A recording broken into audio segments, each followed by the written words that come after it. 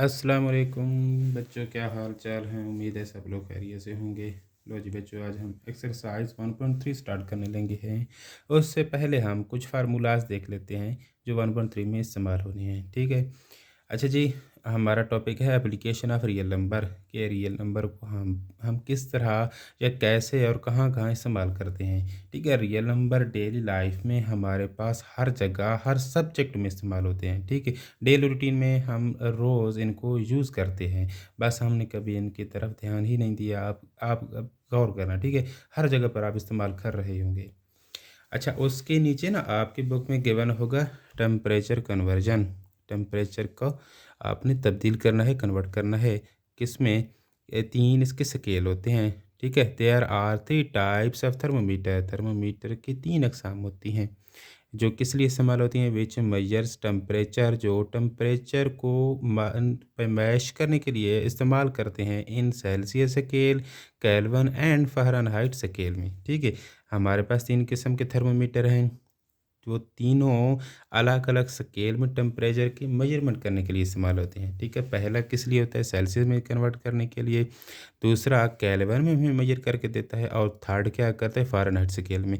Celsius के लिए हम क्या करते हैं? सी लिखते हैं ना इंग्लिश वाला, उसके ऊपर छोटा-सा हल्का-सा दायरा लगा देते हैं, डॉट लगा देते हैं, तो वो सेल्सियस की इलामत बन जाती है। केल्विन के लिए के लिख देते हैं, फ़ारेनहाइट के लिए एफ। ठीक है। ये 3 स्केल हो गए। अब हमने इन तीनों टेम्परेचर या स्केल को एक दूसरे में कन्वर्ट करने के लिए क्या करना होता है? इन फार्मूलाज़ को इस्तेमाल करना है। इनको आपने मेमोराइज़ कर लेना है। ठीक है। कि अगर हमारे पास डिग्री सेंटीग्रेड में हो टेम्परेचर, तो उसको केल्विन में कन्वर्ट कैसे करेंगे? डिग्री सेंटीग्रेड में हम 273 को ऐड कर देंगे तो वो किस में कन्वर्ट हो जाएगा? केल्विन में। अगर यहीं पर हमारे पास टेम्परेचर होता केल्विन में और हमने मालूम करना होता डिग्री सेंटीग्रेड में, फिर क्या करते? इस 273 को उस साइड पे ले जाते। ठीक है। वो फिर क्या हो जाता? माइनस को हो जाता ना 273। तो ये हमारे पास किस में कन्वर्जन हो जाएगी? केल्विन से सेंटीग्रेड में कन्वर्जन हो जाएगी। उसी के साथ अगर हमारे पास फ़ारेनहाइट स्केल में गिवन हो टेम्परेचर और हम उसको सेंटी में तब्दील करना चाहें तो फिर क्या करना होगा? उसके लिए हम ये वाला फार्मूला यूज़ करेंगे 5/9 इंटू एफ माइनस 32। ठीक है। ऊपर ये डिग्री की इलामत लगा देंगे। ठीक है। ये जो हल्का सा दायरा है ना, ज़ीरो लगा हुआ है छोटा सा, ये किस लिए होता है? ये डिग्री की इलामत होता है। ठीक है। वहीं पर अगर हमारे पास सेंटीग्रेड में टेम्परेचर हो और फ़ारेनहाइट में तब्दील करना हो तो उसके लिए ये वाला आपने फार्मूला ज़हन में रखना है। ठीक है। उसी के साथ प्रॉफ़िट और लॉस के हम फ़ॉर्मूलाज़ देख लेते हैं। अगर हम देखें ना प्रॉफ़िट कैसे मेज़र करते हैं, ठीक है, उसको कैसे मालूम करते हैं कि आपने कोई चीज़ कितने में बेची है और ख़रीदी कितने में है। ठीक है। आप कितने में बेच रहे हैं उसको और ख़रीदा आपने कितने में है। मिसाल के तौर पर आपने बेचा है किसी चीज़ को ₹1000 में और आपने ख़रीद की थी उसकी ₹900 में, तो प्रॉफ़िट आपका कितना हुआ? 1000 माइनस 100 900 करेंगे ना तो कितना आ जाएगा? ₹100 आ जाएगा। मतलब आपने मुनाफ़ा प्रॉफ़िट कितना कमाया? ₹100। ठीक है। तो इसका फ़ॉर्मूला क्या होगा? प्रॉफ़िट बराबर है selling price minus cost price. ठीक है। इसको शॉर्टकट में ऐसे लिखते हैं, SP selling, CP cost price. वहीं पर अगर प्रॉफ़िट परसेंटेज का फ़ॉर्मूला देखना हो फिर क्या करेंगे? अगर प्रॉफ़िट परसेंटेज हो तो प्रॉफ़िट को ऊपर लिखना है जितना आपने मुनाफ़ा लिया है और कॉस्ट प्राइस को नीचे लिख देंगे। इनटू 100 मल्टीप्लाई करा देंगे, आपके पास ये प्रॉफ़िट की परसेंटेज आएगी। ठीक है। उसी के साथ लास्ट का देख लेते हैं। लास्ट कैसे होता है? आपने खरीदी है चीज़ मिसाल के तौर पर ₹900 की, ठीक है? और आपने बेची है उसको ₹800 में। आपका मतलब मुनाफ़ा नहीं हुआ बल्कि क्या हो गया? आपको उल्टा नुकसान हो गया। कितने रुपए का नुकसान हो गया? ₹100 का। तो वो कैसे मालूम करेंगे? लास्ट बराबर है cost price minus selling price. ठीक है। वहाँ पर क्या था? सेलिंग प्राइस पहले थी माइनस अब हो गई है कॉस्ट में से सेलिंग प्राइस, तो क्या बन जाएगा? लास्ट बन जाएगा। ठीक है। इसको एल एल लिख दें बराबर है cost price minus selling price. वहीं पर अगर लॉस की परसेंटेज निकालनी हो फिर क्या करेंगे? लॉस बटा सेलिंग प्राइस इंटू 100। ठीक है। अब ये देख लेना हमारे पास में क्या फ़र्क आया है। अगर इधर प्रॉफिट है परसेंटेज के लिए तो ऊपर भी प्रॉफिट है, बाकी सेम चीज़ें हैं। ठीक है। कॉस्ट प्राइस नीचे और 100 से मल्टीप्लाई। अगर लॉस होगा तो ऊपर लॉस, प्रॉफिट होगा ऊपर प्रॉफिट। ये सिंपल सा है। और अगर प्रॉफिट मालूम करना हो तो सेलिंग प्राइस में से कॉस्ट प्राइस निकालें। अगर लॉस निकालना हो तो कॉस्ट प्राइस में से सेलिंग निकालें। ठीक है बच्चों। अब हम शुरू करते हैं अपनी एक्सरसाइज 1.3। उसका क्वेश्चन नंबर 1 देख लेते हैं क्या है। अच्छा जी, क्वेश्चन नंबर 1 की स्टेटमेंट पढ़ लेते हैं। The sum of 3 consecutive integers is 42। हमारे पास कोई 3 लगातार एक तरतीब में मुसलसल एक तरतीब में नंबर्स हों, इंटीजर हों। अगर उनको हम ऐड कर दें, उनका सम लें, मजमूआ लें, तो वो किस चीज़ की इक्वल होता है? 42, 42 की इक्वल होता है। फाइंड द 3 इंटीजर, आपने वो 3 इंटीजर्स मालूम करने हैं। ठीक है। अब अच्छा, सबसे पहले क्या करना है, लेट कर लेना है। फर्स्ट इंटीजर एक्स हो गया, सेकंड इंटीजर क्या हो गया? एक्स जमा 1। क्योंकि एक्स में वो एक नंबर ऐड करेंगे तो उसके साथ वाला नंबर हो जाएगा ना, उससे आगे वाला नंबर। वहीं पर थर्ड इंटीजर क्या होगा? अब एक्स में 2 ऐड कर दें, ठीक है, तो वो उससे मज़ीद आगे वाला हो जाएगा। इस तरह आपने 3 नंबर सेलेक्ट कर लेने हैं। पहला एक्स हो गया, दूसरा एक्स जमा 1, तीसरा क्या हो जाएगा? एक्स जमा 2। ठीक है, इस तरह आपके पास 3 नंबर हो जाएंगे। मिसाल के तौर पर अगर एक्स होता है ना 4, तो एक्स जमा 1 क्या हो जाता? 5 हो जाता। एक्स जमा 2 क्या हो जाता? इस 4 में 2 ऐड करते तो 6 हो जाते। इस तरह हमारे पास लगातार 4, 5, 6 इस तरह 3 नंबर हो जाते कंसेक्यूटिव। अच्छा, हमारे पास स्टेटमेंट क्या हुई थी given? According to given condition, या स्टेटमेंट लिख दें, कोई बात नहीं है। हमने क्या करना था? सम लेना था उन 3 नंबर्स का जो हमने लेट किया है। एक्स जमा 1 इंटू प्लस एक्स प्लस 2। ठीक है, इन तीनों का सम लेना है। एक्स कितनी बार आ रहा है? 3 दफ़ा, तो 3x हो जाएगा। ये 1 हो इधर पड़ा है, 2 इधर पड़ा है, 3 हो जाएगा। ठीक है, अब इस 3 को ले जाएं उस साइड पे, तो कितना हो जाएगा? 42 माइनस 3। ठीक है, कितना बच जाएगा? 39। 3 अब मल्टीप्लाई हो रहा है ना इस साइड पे, तो इक्वल की दूसरी से तरफ जाएगा तो मल्टीप्लाई से ये डिवाइड में कन्वर्ट हो जाएगा। 3 वाला टेबल 3 एक बार 3, ठीक है, 3 9 बार कितनी मरतबा? 3 मरतबा जाएगा। एक्स किस चीज़ के इक्वल आ गया? 13 के। हमारा पहला नंबर जो आ गया वो 13 के इक्वल आ गया। ठीक है, तो हमने क्या लिख दिया? फर्स्ट इंटीजर यानी एक्स किस चीज़ के बराबर है? 13 के। सेकंड इंटीजर क्या होगा? X plus 1। 13 जमा 1 14 हो जाएगा। उसी तरह थर्ड क्या हो जाएगा? एक्स जमा 2 था ना, हमने लेट किया था, तो 13 में 2 ऐड कर देंगे तो 15 आ जाएगा। ठीक है, अब हमारे पास वो 3 कंसेक्यूटिव नंबर कौन कौन से हैं? 13, 14 और 15। ठीक है, ये हमारे पास 3 नंबर आ जाएंगे। अच्छा, ये गिवन था, ठीक है, 42 के इक्वल। इधर मैंने इसलिए 42 लिखा था गिवन कंडीशन के मुताबिक, क्योंकि उनका सम 42 के इक्वल आना था। ठीक है बच्चों, देख लेते हैं इसकी थर्ड अच्छा सॉरी सेकंड क्वेश्चन रहता है। The diagram shows right angle triangle ABC। हमारे पास तस्वीर एक गिवन है, राइट एंगल है, इधर है ये लंबत है 90 एंगल की, तो ये कौन सी बन जाती है? Right angle. ठीक है, इन विच लेंथ ऑफ AC, जो साइड है A से C, उसकी लंबाई है हमारे पास गिवन है 3 का अंडर रूट जमा 5 का अंडर रूट सेंटीमीटर में। The area of triangle is, इसी ट्राइंगल का एरिया उसने गिवन कर दिया। Find the length AB, A से B हमने लंबाई मालूम करनी है। इन द फॉर्म, लेकिन वो कहता है कि वो किस शक्ल में हो? A इंटू 3 का स्क्वायर रूट जमा B इंटू 5 का स्क्वायर रूट। वो कहता है कि A तो कोई ना कोई है हमारे पास इंटीजर है, लेकिन उसके साथ इनका स्क्वायर रूट आना चाहिए और B के साथ 5 का स्क्वायर रूट आना चाहिए। इस शक्ल में हमारे पास जवाब आना चाहिए। अच्छा, ये बेस है ना, इसको मैंने लिख दिया, बेस बराबर है AC बराबर है 3 का अंडर रूट जमा 5 का अंडर रूट। हाइट AB, ये हाइट बन रही ना, ये हमने मालूम करनी है। एरिया गिवन है, तो एरिया ऑफ ट्राइंगल का फार्मूला इस्तेमाल करेंगे, 1/2 बेस इंटू हाइट। ठीक है, एरिया गिवन है, इधर मैंने लिख दिया। 1/2 बेस भी गिवन था, वो भी लिख दिया, और हाइट को हमने लेट किया था ना AB की इक्वल, तो वो मैंने इधर साइड पे लिख दिया। अब 2 इधर डिवाइड हो रहा है, उस साइड पे चला जाएगा, मल्टीप्लाई हो जाएगा, और ये वाली चीज़ क्या हो जाएगी? मल्टीप्लाई हो रही है तो इधर आकर डिवाइड हो जाएगी। इधर AB आ गया हमारे पास। इसको मैंने ज़रा रीअरेंज करके लिख दिया, AB बराबर है, ठीक है, इस मतलब इनकी साइड्स मैंने चेंज कर दी। नेक्स्ट स्टेप आगे देख लेते हैं। अच्छा जी, नीचे हमारे पास देखे ना, वो हमारे पास क्या चीज़ बची थी? अंडर रूट 3 था, स्क्वायर रूट प्लस 5 का स्क्वायर रूट था। अब हमें पता है कि जब भी बटे में स्क्वायर रूट आ जाए तो उसको रेशनलाइज करना पड़ता है। क्यों करते हैं भला? ताकि उसमें से ये जो होता है स्क्वायर रूट, इसको कैंसिल करा दें। ठीक है, उसके लिए हमने पढ़ा है कॉन्जुगेट से मल्टीप्लाई एंड डिवाइड कराना पड़ता है। इधर जमा है तो इधर माइनस, बाकी सेम बटे वाली चीज़। ऊपर वाली चीज़ इसके साथ मल्टीप्लाई हो जानी है, नीचे वाली चीज़ इसके साथ मल्टीप्लाई होकर फार्मूला बन जाएगा, क्योंकि इधर जस्ट प्लस माइनस का फ़र्क है। तो इधर हमने फार्मूला इस्तेमाल कर लेना है, A की पावर 2 माइनस B की पावर 2। ठीक है, ऊपर वाली चीज़ इसके साथ मल्टीप्लाई हो जानी है। अच्छा, पहले नीचे वाले को देख लेते हैं। ये 2 और स्क्वायर रूट आपस में कैंसिल, इसी तरह ये भी कैंसिल, 3 माइनस 5 बच जाएगा। ठीक है, तो इधर -2 -5 वाला पड़ा है ना, तो -2 बच जाएगा। अब देख लेते हैं इनको आपस में मल्टीप्लाई कैसे किया हमने। 1 को पहले इससे मल्टीप्लाई कराएँगे, ठीक है, 3 के स्क्वायर रूट के साथ, ये मैंने लिख दिया है। फिर इसी 1 को 5 के स्क्वायर रूट के साथ मल्टीप्लाई करेंगे जी, और इसको माइनस निशान है, इसका प्लस है, माइनस प्लस माइनस। फिर 15 को स्क्वायर रूट का इसके साथ मल्टीप्लाई, देन इसके साथ मल्टीप्लाई करेंगे, ठीक है, 15 का स्क्वायर रूट डॉट 3 का स्क्वायर रूट, ठीक है, माइनस प्लस क्या हो जाएगा, माइनस 15 का स्क्वायर रूट इंटू 5 का स्क्वायर रूट। अच्छा, ये तो आ जाएगा ऐसे ही 3 का स्क्वायर रूट, ये 5 का स्क्वायर रूट, इसको अच्छा ये दोनों का स्क्वायर रूट हम एक साथ भी ले सकते हैं, तो अंदर वाली चीज़ आपस में क्या हो जानी है, मल्टीप्लाई, 15 3 45 हो जाना है। सेम उसी तरह इनको भी हम एक साथ एक ही अंडर रूट के साथ लिख सकते हैं, और अंदर वाली चीज़ें 15 इंटू 5 क्या हो जाएगा, मल्टीप्लाई, तो 75 आ जाएगा। ठीक है, नेक्स्ट हमने क्या करना है, ये दोनों ऐसे ही साथ में चलती आएंगे, ये माइनस इधर पड़ा है ना, तो 2 इधर पड़ा है, इधर भी है, तो इन दोनों को हमने क्या कर देना है, कैंसल, और ये जो माइनस बच जाएगा इसको हम ऊपर ले जाएंगे, इधर आ जाएगा।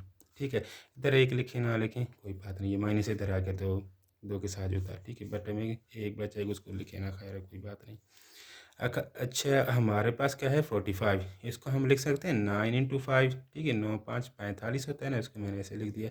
और 75 को 25 इंटू 3 हमने लिख दिया, ये भी 75 के इक्वल ही होता है ना, तो हमने इसको इस शक्ल में लिख दिया। क्यों लिखा है इस शक्ल में, ताकि 9 का स्क्वायर रूट इसको हम ओपन करें तो किस चीज़ को इक्वल होता है, 3 के ना, तो इधर मैंने ये 3 लिख दिया, और ये 5 का स्क्वायर रूट इधर बच जाएगा। सेम इसी तरह 25 का क्या होता है, स्क्वायर रूट 5 की इक्वल होता है, तो उसको मैंने इधर 5 लिख दिया, ये 3 का स्क्वायर रूट बच गया। ठीक है, उसके बाद हमने क्या किया, अब आपने देखना ये है कि जहाँ पर 3 का स्क्वायर रूट है, जो जो टर्म्स हो 3 का स्क्वायर रूट अपने साथ रखते हैं, उनको आपस में ऐड कर लेना है। ये 3 का स्क्वायर रूट साथ में -5 है, इधर +1 है, ठीक है, नहीं लिखोगे तो मतलब प्लस है, तो ये -5 में से एक ये चला जाएगा ना, ये प्लस वाला, तो क्या बच जाएगा, -4 इंटू 3 का स्क्वायर रूट। उसी तरह 5 का स्क्वायर रूट इन दोनों के साथ पड़ा है, तो इनको आपस में आपने सॉल्व कर लेना है। ठीक है, ये 3 है, इधर क्या है 1 है, तो 3 में से एक निकालें, 2 बच जाएगा। अब ये माइनस बाहर वाली पड़ी है, इसको अंदर मल्टीप्लाई करा दें, माइनस माइनस प्लस प्लस हो जाएगा, और ये माइनस प्लस क्या हो जाएगा, माइनस। ठीक है, बाकी सेम चीज़ हमारे पास ये जवाब आ जाएगा। ठीक है, ये अच्छा, ये आपकी किस शक्ल में आ गया, जो आपको क्वेश्चन में गिवन था कि आपने लिखना था 3 का स्क्वायर रूट आना चाहिए, साथ में एक कोई ना कोई नंबर था, और 5 का स्क्वायर रूट था। हमारे पास भी वही जवाब आया ना, देख लें, 3 का स्क्वायर रूट है, 5 का स्क्वायर रूट, साथ में इसके सेंटीमीटर लिख दें। ठीक है, उसकी लंबाई जो मीटर में नहीं थी बल्कि सेंटीमीटर में गिवन थी। ठीक है, नेक्स्ट देख लेते हैं, क्वेश्चन नंबर 3 हमारे पास है। अच्छा, काफ़ी इजी क्वेश्चन है ये भी। A rectangle has sides of length, ठीक है, उसकी 2 साइड्स हैं, गिवन है हमारे पास, एक रेक्टेंगल की ये वाली साइड है, दूसरी ये है। ठीक है, मैंने इधर रेक्टेंगल बना दिया, लेंथ इंटू विड्थ होती है, लंबाई ज़रबे चौड़ाई होती है। फाइंड, या वो कहता है express area of the rectangle, उस रेक्टेंगल का एरिया आपने जाहिर करना है इन द फॉर्म ए जमा बी इंटू 2 का स्क्वायर रूट। ठीक है, अब वो कहता है ए जमा बी के साथ 2 का स्क्वायर रूट आना चाहिए, इस शक्ल में आपने फाइंड करना है, where A and B are integers, कोई ना कोई ये नंबर हैं। सबसे पहले मैंने क्या किया, इसको लेंथ एल की इक्वल पुट कर दिया, लेट कर लिया, और इस चीज़ को मैंने डब्ल्यू की इक्वल पुट कर दिया। एरिया हमने फाइंड करना है, तो एरिया ऑफ रेक्टेंगल का फार्मूला होता है लेंथ इंटू विड्थ, एल ज़र बे डब्ल्यू। ठीक है, मैंने दोनों की कीमतें लिखी हैं, इनको आपस में मल्टीप्लाई करा देंगे। 2 5 के साथ मल्टीप्लाई होना, इधर मैंने लिख दिए 2, फिर इस रकम के साथ मल्टीप्लाई होना, इधर मैंने 2 डॉट का मतलब हो ज़रा है मल्टीप्लाई है 4 ओवर 2 का स्क्वायर रूट। फिर ये 18 का अंडर रूट है, 5 के साथ मल्टीप्लाई होना है ना, 5 को पहले लिखें, कोई नहीं इशू। फिर इसी अंडर रूट को इस क्वांटिटी के साथ हमने लिख देना है। ठीक है, अच्छा, ये प्लस था, ये माइनस है, इसलिए माइनस आ गया, प्लस माइनस माइनस। ठीक है, और ये 2 इसके साथ जब हमने मल्टीप्लाई किया था ना, माइनस प्लस, इसलिए यहाँ पर माइनस आया था। अच्छा, 5 2 तो 10 हो गया। इस 2 को हम लिख सकते हैं ना, 2 का स्क्वायर रूट मल्टीप्लाइड बाई 2 का स्क्वायर रूट। ठीक है, कैसे लिख लिया हमने, क्योंकि अब इन दोनों को आपस में अगर दोबारा हल करें तो क्या हो जाएगा, इसको हम लिख सकते हैं ना, 2 दफ़ा आपस में मल्टीप्लाई हो रहा है 2 का स्क्वायर रूट, तो इसको इस शक्ल में लिख सकते हैं ना। ठीक है, 2 मरतबा है, तो ये स्क्वायर और स्क्वायर रूट कैंसिल हो जाएंगे, तो हमारे पास वापस 2 बच जाएगा। ठीक है, हमने इसको इसलिए इस शक्ल में लिया है ताकि 2 का स्क्वायर रूट जो नीचे पड़ा है वो ऊपर वाले के साथ एक कैंसिल हो जाए। ठीक है, इसके साथ कैंसिल हो जाना है। अच्छा, 18 को हम लिख सकते हैं 9 इंटू 2 सारे का स्क्वायर रूट। उसी तरह इस 18 को भी हमने ऐसे लिख दिया है, इनका मैंने स्क्वायर रूट अलग-अलग कर दिया है ताकि जहाँ पर बी हमारे पास जो अंडर रूट 2 है नीचे पड़ा है इसके साथ कैंसिल हो जाए। बाकी जो 9 का स्क्वायर रूट वो 3 की इक्वल होता है। इस ये भी इसको भी हम लिख दिए 3 के साथ, ठीक है। अच्छा, उसके बाद हमने क्या किया, इस 4 और 2 को आपस में मल्टीप्लाई इधर मल्टीप्लाई की शक्ल में लिख दिया है। ये 3 इधर आया था, हमने वो लिख किया है, ठीक है। इनका ख़त्म हो गया था ना, ऊपर स्क्वायर रूट तो 3 आ गया था। उसके बाद हमने किया 5 3 15, 4 3 12 हो जाएगा, ठीक है। अब जिनके साथ 2 का स्क्वायर रूट है उनको आपस में हल कर लें, और जिनके साथ स्क्वायर रूट वगैरह नहीं है तो उनको आपस में हल कर लेंगे। 10 है जमा का, ये -12 है तो -2 बच जाएगा, ठीक है। ये 15 है जमा का 2 का स्क्वायर रूट वाला, इधर क्या है माइनस का है, तो ये माइनस वाला इसमें से कम हो जाएगा। 15 में से 4 गए, 11 आया हमारे पास इंटू 2 का स्क्वायर रूट। साथ में मीटर हमारे पास यूनिट कौन सा था, मीटर था। एरिया था ना तो मीटर पावर हो गया, ठीक ठीक है, 2 की से हो गई पावर। अच्छा जी, क्वेश्चन नंबर 4 है। अच्छा, वो कहता है फाइंड टू नंबर्स। आप तो ऐसे आदाद मालूम करें हुज सम जिनका मजमूआ 68 की इक्वल होता है एंड डिफरेंस इज़ 22, और अगर उनको माइनस करें, डिफरेंस का मतलब है माइनस करना, तो वो किस चीज़ की इक्वल होता है 22 की। लेट कर लेना है, फर्स्ट नंबर एक्स है, सेकंड नंबर वाई है, ठीक है। अकॉर्डिंग टू गिवन कंडीशन अगर उनको जमा करें, सम करें, तो वो किस चीज़ की इक्वल आना था 68। इसको मैंने इक्वेशन 1 का नाम दे दिया। डिफरेंस यानी कि माइनस करें एक्स माइनस वाई, तो फिर क्या जवाब आना था 22, उसको मैंने इधर लिख दिया। दोनों को मैंने इक्वेशन 1 और इक्वेशन 2 का नाम दे दिया। फिर हमने क्या करना है, इन दोनों को आपस में ऐड कर लेना है, ठीक है। ऐड इक्वेशन 1 एंड इक्वेशन 2, इनको आपस में ऐड कर लेना है। ये देखें माइनस वाई है, ये प्लस वाई है, तो ये क्या हो जाना है, एक दूसरे के साथ कैंसिल हो जाना है, ठीक है। क्या बच जाएगा, ये 2x हो जाएगा। इनको आपस में ऐड कर लें, 8 2 10 हो जाएगा, 0 1 गया ऊपर कैरी, ठीक है। 6 2 8 एक कैरी वाला 9 हो जाएगा। 2 इधर आकर डिवाइड हो जाएगा, 45 हमारे पास x की कीमत आ जाएगी। अब यही x की कीमत हमने कहाँ पुट करनी है, इक्वेशन नंबर 1 में पुट कर देनी है, ठीक है। x वाली जगह पर हम क्या लिख देंगे, 45 plus y is equal to 68। अब ये 45 जमा का है, उधर जाएगा माइनस का हो जाना है। 68 में से निकालें, ये 23 की इक्वल आ जाएगी, ठीक है। सो टू नंबर्स आर 45 एंड 23। ये हमारे पास ऐसे दो नंबर हैं जिनको अगर हम जमा करें तो 68 आता है, अगर इनको माइनस कराएं तो 22 की इक्वल आता है, ठीक है बच्चों। ये आपका चौथा भी हो गया क्वेश्चन। इसके बाद पाँचवा देख लेते हैं। अच्छा, the weather in Lahore was unusually warm during the summer of 2024। वो कहता है कि 2024 में लाहौर का जो मौसम था वो आम दिनों से हटकर ज़रा ज़्यादा गर्म था, ठीक है। तो एक टीवी ने क्या रिपोर्ट किया, उसका टेम्परेचर बताया है 48 डिग्री सेंटीग्रेड। वो कहता है कि आप ये फार्मूला यूज़ करें और टेम्परेचर को फ़ारेनहाइट में तब्दील कर लें, ठीक है। डिग्री सेंटीग्रेड में हमारे पास 48 है, फ़ारेनहाइट में हमने कन्वर्ट करना है। फार्मूला उसने गिवन कर दिया 9/5 डिग्री सेंटीग्रेड प्लस 32। इधर सेंटीग्रेड वाली जगह पर हमने उसकी कीमत लिख देनी है 48। इनको आपस में मल्टीप्लाई कराएं, वो 432 आ जाएगा, ठीक है। 5 पर डिवाइड करा दें 86.4, फिर इनको आपस में जमा कर लें तो हमारे पास 118.4 फ़ारेनहाइट में कन्वर्जन हो जाएगी इसकी। The temperature in Fahrenheit scale is 118.4 Fahrenheit, ठीक है। जी, आपका क्वेश्चन भी होगा, ये बड़ा इजी से था। क्वेश्चन नंबर 6 बच्चों देख लेते हैं। अच्छा, वो कहते हैं the sum of ages of father and son is 72 years. अगर हम एक बाप और उसके बेटी की उम्र को आपस में जमा करें तो वो किस चीज़ की इक्वल होता है, 72 साल के, ठीक है। फिर वो कहता है 6 ईयर्स अगो, 6 साल पहले, द फादर्स एज वाज, जो बाप की उम्र थी वो क्या थी, 2 टाइम्स, 2 गुना थी, द एज ऑफ द सन, बेटे की उम्र से 2 गुना थी। टाइम का मतलब है ना गुना, ठीक है। What was son's age 6 years before. वो कहता है कि 6 साल पहले उस बेटी की उम्र क्या थी, आपने वो बताना है। सबसे पहले हमने क्या कर लेना है, let age of father X कर दें, एज ऑफ सन क्या कर लें, वाई, ठीक है।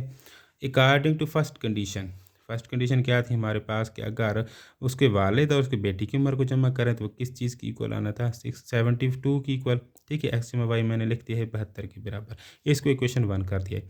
और दूसरी कंडीशन के मुताबिक क्या था, वो कहता है ना 6 ईयर्स अगो। अच्छा, जब भी वो बोले ना अगो तो आपने क्या कर देना है, जो ओरिजिनल एजेस हमने लेट की थी उनमें से वो रकम माइनस कर देनी, जितने साल अगो वो बोले ना वो आपने एक्स और वाई दोनों में माइनस कर लेना है।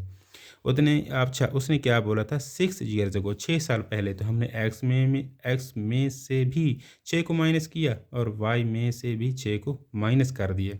उसके साथ वो क्या कहता था कि जो फादर्स की एज है वो 2 गुना थी, ठीक है।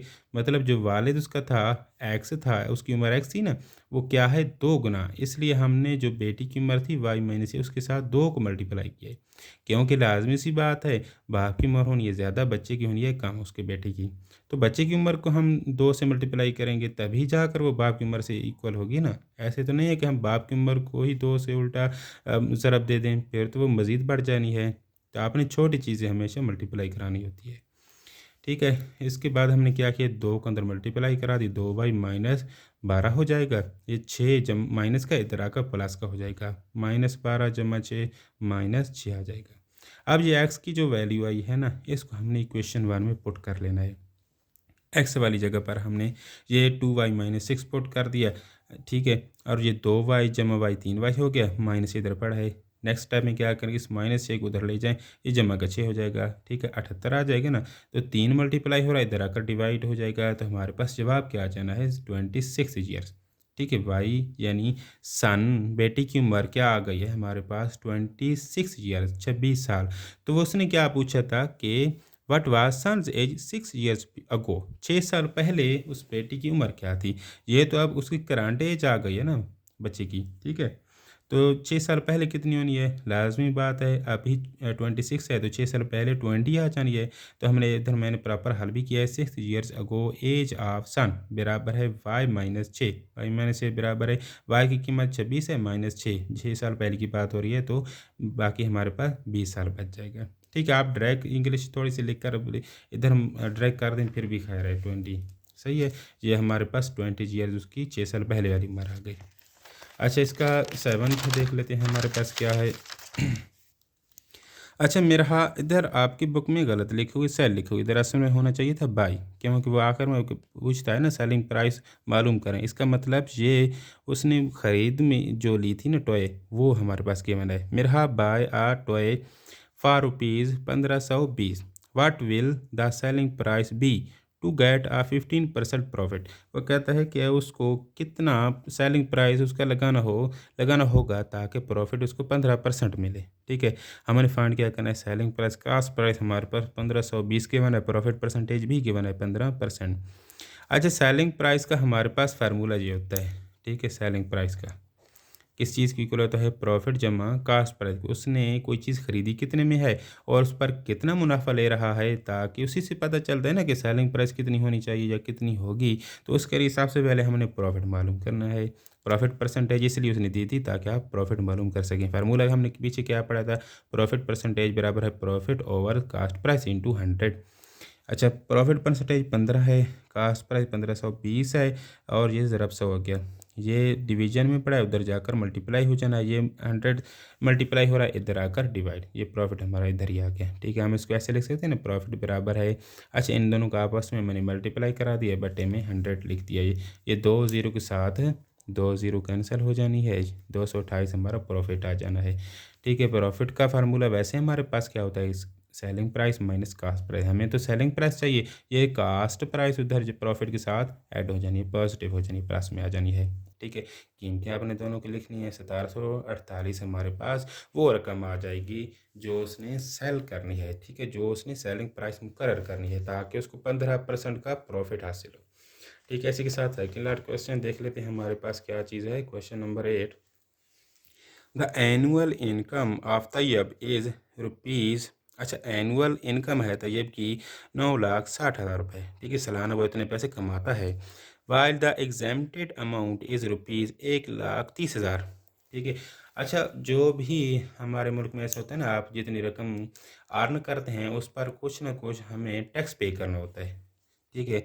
लेकिन उसमें से कुछ ना कुछ हमें छूट भी मिल जाती है कि अगर आपके इतने पैसे हुए तो हमने आपसे टैक्स नहीं लेना। ये वही अमाउंट है एग्जैम्प्टेड अमाउंट, ठीक है, 1,30,000। कि अगर आपकी रकम सालाना 1,30,000 तक अर्निंग है, ठीक है, फिर तो हम उस पर हमने आपसे कोई टैक्स नहीं लेना। लेकिन इससे जितनी ज़्यादा रकम होगी उस पर हमने ज़रूर आपसे टैक्स ले लेना है, ठीक है? तो मतलब इससे जितनी भी ज़्यादा अमाउंट होनी है, वो हमारी टैक्सेबल अमाउंट होगी। अच्छा, how much tax would he have to pay? वो कहता है कि कितना उसको टैक्स अदा करना होगा एट द रेट ऑफ 0.75%। इस रेट पर वो उसको कितना अमाउंट ऑफ टैक्स अदा करना होगा। फाइंड क्या करना है? अमाउंट ऑफ टैक्स, टैक्स की कीमत मालूम करनी है, उसकी अमाउंट मिकदार मालूम करनी है। टोटल अमाउंट कितनी है उसकी सालाना? 9,60,000। अच्छा, एग्जैम्प्टेड कितनी है जिस पर टैक्स नहीं लगना होता है? 1,30,000 है। मतलब टैक्स एबल अमाउंट कितनी हो जानी है? इस 9,60,000 में से 1,30,000 माइनस करा दें तो 8,30,000 जो रकम बच जानी है, इस पर उसको टैक्स अदा करना होगा। रेट है 0.75%। अच्छा, ये पॉइंट है ना, पॉइंट के लिए हम 1 इस्तेमाल करते हैं बटे में, और आगे 2 डिजिट हैं तो 2 ज़ीरो लगा दिए। और ये परसेंट हमारे किस लिए होता है? इसका मतलब होता है 1/100। ये इसकी कीमत होती है 1/100। तो मैंने इसको अंडर ठीक है, बटे की शक्ल में 100 लिख दिए। ये दोनों आपस में मल्टीप्लाई होकर 10,000 हो जाने हैं। अच्छा, अमाउंट ऑफ टैक्स किस चीज़ की इक्वल होती है? ये एक फार्मूला भी होता है कि रेट ज़रा टैक्सेबल अमाउंट। अच्छा, रेट हमारे 75 बट्टा 10,000 था ना, इनटू क्या हो जाना है? टैक्सेबल अमाउंट हमने मालूम की थी 8,30,000। ये 4 ज़ीरो से हमारे पास ये 4 कैंसिल हो जानी है। पीछे 75 इंटू 83 हमारे पास आ जाएगी। इनको मल्टीप्लाई करा दें तो 6,225 हमारे पास जो है उसने टैक्स अदा करना है, वो कीमत आ जानी है। ठीक है बच्चों, इसी के साथ हम लास्ट क्वेश्चन इस एक्सरसाइज का देख लेते हैं। ये ज़रा अच्छा, इस क्वेश्चन को मैंने 2 मेथड से किया है। एक तो बड़ा ही इजी है, लेकिन वो ज़रा इसके प्रॉपर मेथड से हटकर है। ठीक है, वो जस्ट इसी क्वेश्चन के ऊपर अप्लाई होता है, वरना नहीं होगा वो। अच्छा, वो कहता है find the compound markup on rupees 3,75,000 रुपये पर हमने कंपाउंड मार्कअप फाइंड करना है फॉर 1 ईयर, 1 साल के लिए, एट द रेट ऑफ 14%, 14% के रेट पर कंपाउंड एनुअली, ठीक है, सालाना।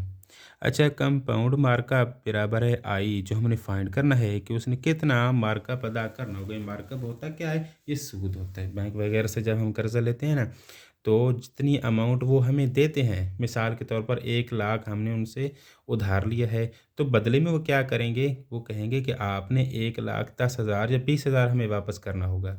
ठीक है, जो एक्स्ट्रा वो 10 या 20,000 हमसे लेंगे ना, वही मार्कअप होता है। ठीक है, जो सूद हम इसको आम ज़बान में कहते हैं, वो सूद हमसे वसूल करते हैं। अच्छा, प्रिंसिपल अमाउंट, प्रिंसिपल वो अमाउंट होती है जो असल कीमत होती है। ठीक है, जो हम उधार लेते हैं तो वो कितनी थी? 3,75,000। टाइम कितना था? 1 साल के लिए हमने उधार ली थी। रेट है 14%, इसको हम लिख सकते हैं ना 14/100। अच्छा, जो कंपाउंड मार्कअप होता है उसके लिए फार्मूला ये वाला इस्तेमाल करना है। जो प्रॉपर हम मेथड से कर रहे हैं ना, तो इसके लिए ये फार्मूला आपने यूज़ करना है। ए बराबर है P into 1+r power T, ठीक है, होल की पावर टी। अच्छा, आपको ये धन बट्टे में 100 भी मिलेगा, r/100। वो असल में इसलिए 100 लिख देता है कि ये परसेंटेज वाला 100 था ना, बट्टे वाला उधर डायरेक्ट लिख देता है। आपकी मर्ज़ी है, आप डायरेक्ट लिख दें या मेरी तरह 14/100 हमने इसको लिखा था ना आर को, तो आर की वैल्यू इधर लिख दें 14/100, फिर भी खैर है। अगर आपने 100 इधर लिखना है तो फिर इसको जस्ट 14 ही लिखना होगा। ठीक है, बात एक ही है। ए क्या है इधर? Final amount. ठीक है, मिसाल के तौर पर हमने 1,00,000 कर्जा लिया था ना, तो उसको वापस कितना कर रहे हैं? 1,10,000 बैंक वालों को दे रहे हैं। तो ये ए वो वाली कीमत है 1,10,000। तो इसमें ओरिजिनल कीमत भी होगी प्रिंसिपल, और जो ऊपर हमने सूद उनको रिटर्न करना है वो भी उसमें शामिल होगी। ठीक है, इसलिए हमने उसको क्या लिखा है? ए को पी जमा आई, पी है असल कीमत और आई क्या है? जो ऊपर हमने 10,000 एक्स्ट्रा उनको दे रहे हैं, आई, ठीक है, मार्का वो असल में जो हम कीमत फाइंड करना चाह रहे हैं इस क्वेश्चन में, ये वाली चीज़ है। पी ओरिजिनल कीमत है जो हमने उनसे उधार ली थी, और ये वो कीमत है जो हम उनको टोटल अदा करेंगे 1 साल के बाद। अच्छा, ए की कीमत पहले फाइंड कर लेते हैं। पी है 3,75,000, 1 जमा 14/100। टी है वो 1 साल के लिए लिए थे ना, उधर हमने 1 लिख दिया। 1 लिखे ना लिखें एक ही बात है। इनका एलसीएम लिया 100, इधर 100 आ जाएगा ना, प्लस 14, तो ये कितना हो जाएगा? 114/100 हो जाएगा। ये 2 ज़ीरो के साथ हमने इनकी 2 ज़ीरो कैंसिल करा देनी है। ये हमारे पास जवाब। इनको अब मल्टीप्लाई करा देंगे, हमारे पास क्या आ जाएगा? ए आ जाएगा 42, अच्छा 4,27,500 आ जाएगा। ये वो वाली रकम है जो हम टोटल उनको अदा करेंगे। हमने उधार कितनी ली थी? 3,75,000 ली थी ना, उनको अब टोटल हमने वापस कितनी करनी है? 4,27,500। इसमें वो रकम भी शामिल है जो सूद हमने वापस उनको देना है, जो हमने आई मार्क का फाइंड करना है। तो टोटल क्या हो जाएगा? ए हमारे पास फाइनल अमाउंट बराबर है पी प्रिंसिपल अमाउंट जमा आई मार्क का। ठीक है, इसे प्रिंसिपल वो असल कीमत है जो उनसे हमने धार ली थी, और आई क्या है? जो हम उनको सूद की शक्ल में दे रहे हैं। हमें तो आई चाहिए, ये पी उधर माइनस चला जाएगा, हो जाएगा। ठीक है, तो ए में से पी ओरिजिनल कीमत माइनस करा लें तो बाकी हमारे पास आई जो सूद वाली रकम है 52,500 रुपये वो रिमेनिंग हो जाएगी। ठीक है, तो इस तरह आपकी एक्सरसाइज यहाँ पर ख़त्म हो जाती है और आई की कीमत आपके पास आ जाती है।